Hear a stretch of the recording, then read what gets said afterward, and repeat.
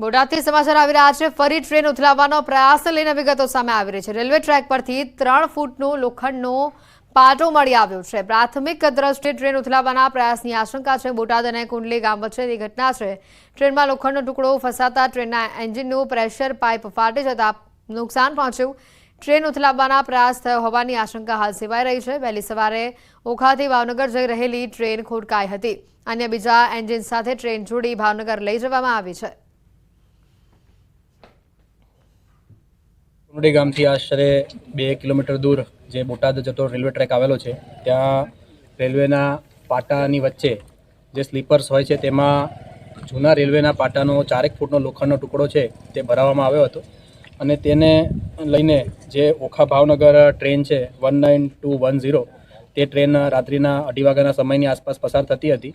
તેનું એન્જિન આની સાથે અથડાયેલું અને જેથી તે જગ્યા ઉપર બંધ થઈ ગયેલ હતા। ત્યારબાદ રેલ વ્યવહાર છે તે પૂર્વવત થઈ ગયેલ છે।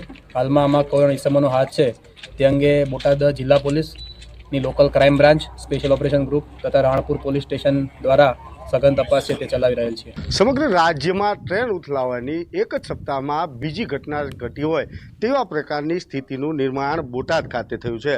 વાત કરવામાં આવે તો બોટાદ અને કુંડલી વચ્ચે રેલવે ટ્રેક પર 3 થી 4 ફૂટ મોટો રેલવેનો ટ્રેક પરથી એક ગટર જે છે, લોખંડનો પાઇપ જે છે તે ગોઠવવામાં આવ્યો હતો, જેને લઈ જે ઓખાથી ભાવનગર વહેલી સવારે જે ટ્રેન જઈ રહી હતી તે ટ્રેનના એન્જિનને મસ્ત મોટું નુકસાન થવા પામ્યું હતું। એન્જિનને નુકસાન જતાં અન્ય એન્જિન મારફતે ટ્રેન જે છે તે ભાવનગર સુધી લઈ જવામાં આવી હતી। ત્યારે આ ટ્રેન ઉથલાવવાના પ્રયાસની ઘટનાને લઈ સ્થાનિક જિલ્લા પોલીસનો મસ્ત મોટો કાફલો તેમજ આરપીએફ તેમજ રેલવેના અધિકારીઓ હાલ ઘટના સ્થળે પહોંચ્યા છે અને સમગ્ર મામલે હાલ તપાસ હાથ ધરવામાં આવી છે। આ જે રેલવે ટ્રેક છે તેની પર આ પ્રકારનો લોખંડનો પાઇપ ગોઠવી રેલવે ટ્રેન ઉથલાવવાનો પ્રયાસ જે છે તે કરવામાં આવ્યો હતો। વહેલી સવારે પસાર થતી ઓખાથી ભાવનગરની ટ્રેનને મસ્ત મોટું નુકસાન પણ જવા પામ્યું હતું। ત્યારે પેસેન્જર ટ્રેન હોવાથી કહી શકાય કે મોટી દુર્ઘટના જે છે તે હાલ ટળી છે, પરંતુ આ પ્રકારની ઘટના કોના દ્વારા કરવામાં આવી કે આ ઘટનાને લઈ કોને અંજામ આપવામાં આવ્યો તે સમગ્ર મામલે હાલ બોટાદની સંપૂર્ણ પોલીસની ટીમ તેમજ રેલવે વિભાગ હાલ ડોગ સ્ક્વોડ, એસઓજી, એલસીબી સહિતની અલગ અલગ ટીમો બનાવી હાલ કાર્યરત થઈ છે અને ઘટના સ્થળે પહોંચી સમગ્ર મામલે તપાસ હાથ ધરવામાં આવી રહી છે। વિજયસિંહ ચુડાસમા, ન્યૂઝ 18 ગુજરાતી, બોટાદ। માત્ર બોટાદ જ નહીં, અગાઉ સુરતમાં પણ ટ્રેન ઉથલાવવાનો પ્રયાસ થયો હતો। અજાણ્યા શખ્સોએ ટ્રેન ઉથલાવવાનો પ્રયાસ કર્યો હતો। 2 ફેસ પ્લેટ, 71 પેડ, લોક ખોલીને ટ્રેન ઉથલાવવાનું કાવતરું ઘડવામાં આવ્યું। આ ઘટનાને હજી ગણતરીનો સમય થયો છે, ત્યાં બોટાદમાં ફરી ટ્રેન ઉથલાવવાના પ્રયાસની આશંકા છે। અહીંયા રેલવે ટ્રેક પરથી 3 ફૂટનો લોખંડનો પાટો મળી આવ્યો છે।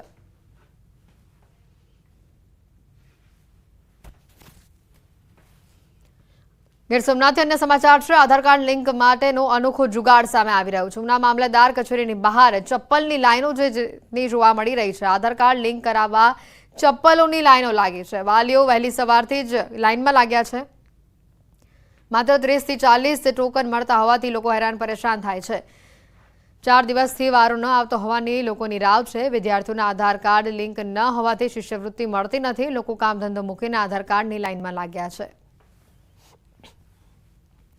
બનાસકાંઠાથી પણ આવી જ વિગતો છે। આધાર કાર્ડ કઢાવવા ભારે ભીડ લોકોની જોવા મળી રહી છે। જનસેવા કેન્દ્રમાં વિદ્યાર્થીઓની ભારે ભીડ જોવા મળી રહી છે। વિદ્યાર્થીઓને શિષ્યવૃત્તિ માટે આધાર કાર્ડ લિંક કરાવવાનું હોવાથી ભીડ લાગી રહી છે।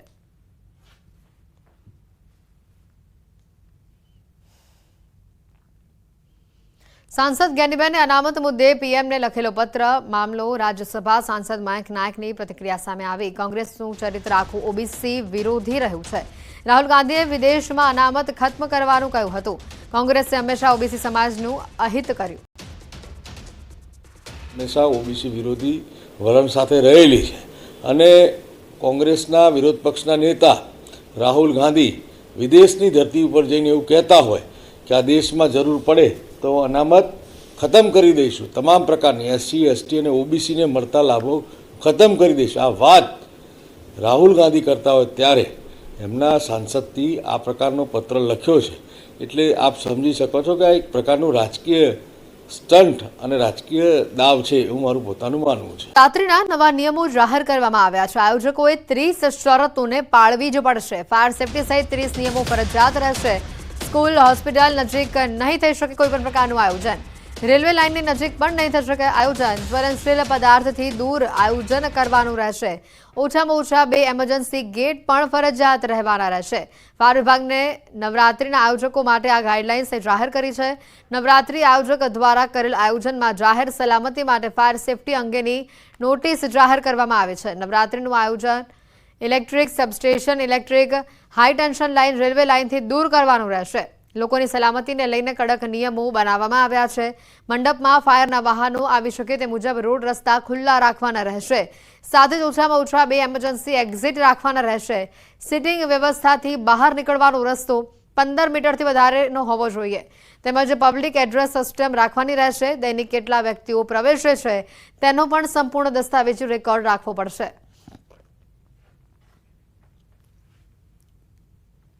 અમદાવાદમાં નવરાત્રી મહોત્સવમાં બજરંગ દળે મહિલાઓ માટે હેલ્પલાઇન નંબર જાહેર કર્યો છે.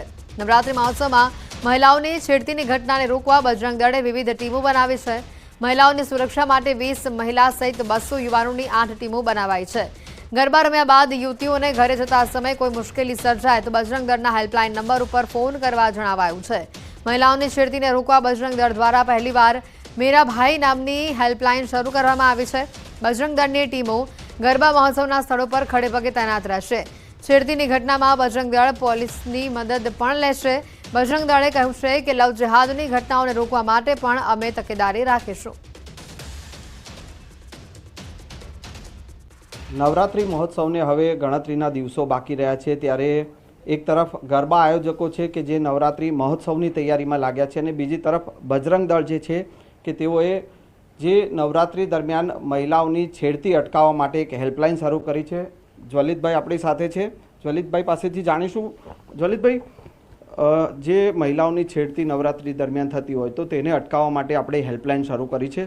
શું છે આખી આ હેલ્પલાઇન, કેવી રીતે વર્ક કરશે? દર વર્ષની જેમ આ વર્ષે પણ વિશ્વ હિન્દુ પરિષદ બજરંગ દળના કાર્યકર્તાઓ દ્વારા કોઈ પણ ગરબા પંડાળની અંદર વિધર્મીઓનો પ્રવેશ નહીં થવા દે અને દરેક જ્યાં સંદિગ્ધ લાગશે ત્યાં એ લોકોનો આઈ કાર્ડ ચેક કરીને અંદર પ્રવેશ કરાવશે. મહિલાની છેડતીની ઘટના માટે અમે હેલ્પલાઇન નંબર પણ જાહેર કરેલો છે અને જેવો એ હેલ્પલાઇન પર ફોન આવશે એટલે અમારા સેન્ટ્રલ સ્ટેશન પરથી જે તે પાર્ટી પ્લોટનો કિસ્સો હશે ત્યાં આગળ એ ટીમને જાણકારી આપવામાં આવશે. અમે પણ આ ભાઈઓ બજરંગ દળના ભાઈઓ સાથે ત્યાં આગળ એમની જોડે 15 મહિલાઓ ઊભા રહીશું અને હિન્દુ બહેનોની મદદમાં રહીશું. જરૂર પડે પોલીસની પણ મદદ લેવાનું આયોજન છે, શું છે? જરૂર પડે પોલીસની પણ મદદ લેવામાં આવશે. એટલે જો આ ટીમની સાથે પોલીસના જે અધિકારીઓ છે એમને પણ એમની સાથે આ અભિયાનમાં સાથે સામેલ કરવામાં આવશે. કેમેરામેન નિલેશ સોસા સાથે સંજય ટાંક, ન્યૂઝ 18 ગુજરાતી.